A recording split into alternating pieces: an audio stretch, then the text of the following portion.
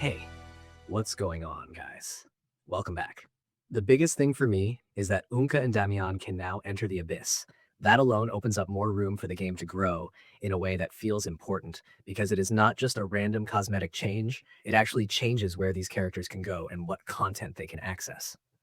The update also shifts the locations of certain memory fragments for rematchable bosses, so anyone running those fights again may notice some of that layout has been moved around.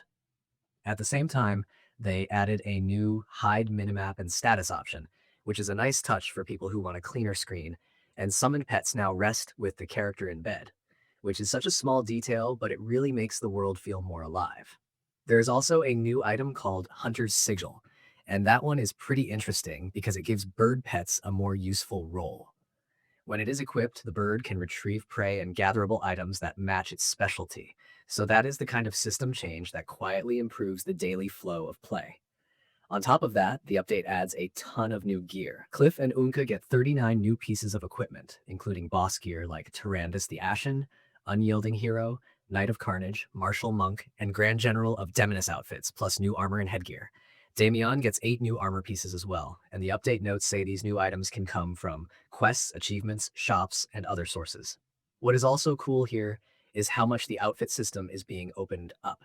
Unka can now equip most of Cliff's outfits. Damian can use certain boss outfits like Guardian of Odek, Dark Marksman, and Masked Liberator.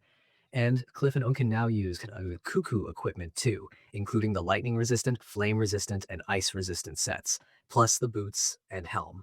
That means the fashion and build flexibility are getting pushed way further than before, and for a game like this, that matters a lot because it affects how characters feel both visually and mechanically. They also added crafting recipes for carpets and for a few plate armor types, so there is a nice spread of new stuff for players who like collecting, crafting, and building out their gear over time.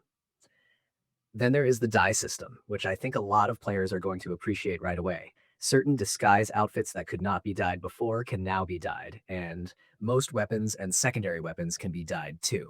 That is a pretty big change for customization because weapon and outfit colors are one of those things people notice constantly while playing. They also improved the Iron Eagle and Phoenix so they can equip the Sigil of Valor, and Gathering got a nice boost too, since you can now get up to 3 Fireflies from a Firefly colony. Even the puzzle side of the game got a small boost because Unka can now clear puzzles with Scattershot. It is a mix of style changes and gameplay convenience, which is usually the best kind of update.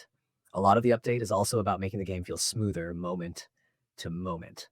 Muskets and pistols can now be fired while sliding, which sounds simple, but that kind of thing changes how combat flows. They fixed issues with sliding attacks, jump attacks, certain skill interactions, switching characters during loading, and a bunch of weird combat edge cases that would have thrown off the rhythm. Unga and Damian both get a lot of targeted fixes too, like spear skills, aerial grapple, flight targeting, lightning strike animations, and timing issues with some of their abilities. There are also fixes for Axiom Force, Black Star Summoning, and a handful of cases where controls would break or behave strangely. The quality of life side is pretty packed as well. The inventory now closes when you use an elixir. Only the currently tracked quest shows on the minimap order, and the dye UI no longer lets you pick items that cannot actually be dyed. They also cleaned up notifications, furniture tooltips, the character switch UI, and the recoverable item alert for Wyvern eggs. On the performance and stability side, there are fixes for loading times, map crashes, boss rematch crashes, and some PS5 cutscene stutter.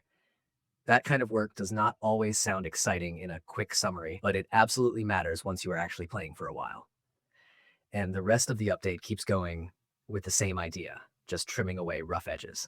There are fixes for housing mode, wagon and boat behavior, monster placement, quest completion issues, knowledge text, camera weirdness, tool interactions, mounted animations, and a whole set of localization fixes across all languages. Even little things like object interaction angles, the look of certain weapons and outfits, and some awkward effects on ships got cleaned up. So yeah, this is not one of those updates where they only touch one system and call it a day. It feels more like a broad polish pass that also sneaks in some meaningful content, especially for players who care about gear, customization, and character variety.